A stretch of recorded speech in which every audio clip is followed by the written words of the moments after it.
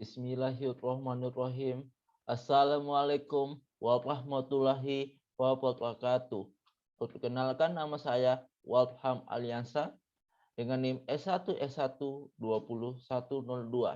Di sini saya akan menjelaskan proses pada sistem operasi untuk memenuhi nilai akhir semester saya.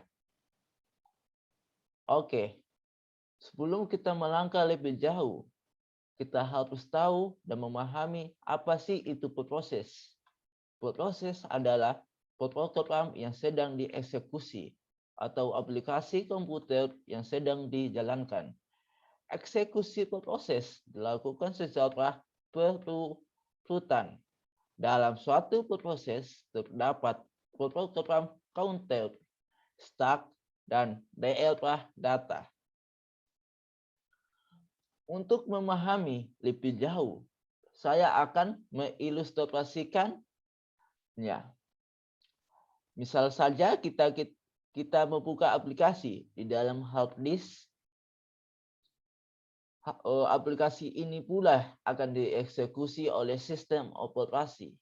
Dan sistem operasi ini dijalankan di memori atau biasa kita sebut RAM. Siklus inilah yang dinamakan proses. Oke, jika kita menggunakan sistem operasi Windows,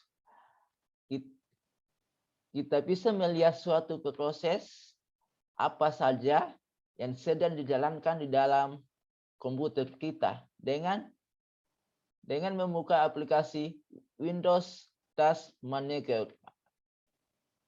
Dan kita bisa mengendkan proses dan menggantikan proses. Dalam dunia sistem operasi kita mengenal multitasking atau menjalankan suatu proses, banyak proses secara bersamaan atau dalam satuan waktu. Tapi kenyataannya enggak. Suatu inti proses atau CPU menjalankan proses, satu CPU bisa menjalankan satu proses. Oke, misal saja di sini ada suatu CPU, kita akan menjalankan suatu proses semua. Suatu CPU ini menjalankan proses ini secara bergantian dengan cepat, sehingga kita mengira CPU menjalankan ini semuanya dalam satuan waktu. Tapi kenyataan dia menjalankan secara bergantian. Misalnya saja kita menjalankan PowerPoint, MP3, Google Chrome, dan Office. Di sini dijalankan secara penggantian dan sangat cepat.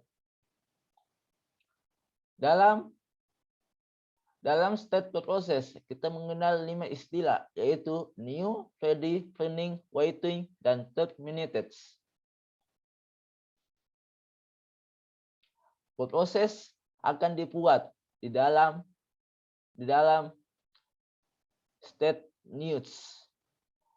Jika sudah dibuat, proses ini akan dibidangkan di ready. Apakah di ready ini proses ini mengantri? Apakah jika proses sudah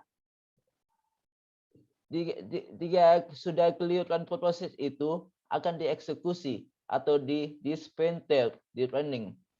Dan jika dijalankan, dia masih meminta interupsi, akan kembali di ready, dan jika sudah jadwalnya, dia akan di dispenser di running. Di dalam running ada panel permintaan sebagai input dan output. Sehingga bisa masuk di waiting.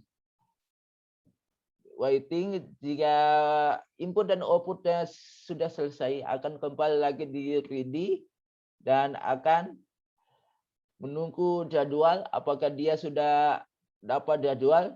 Jika sudah dapat jadwal, akan ke training.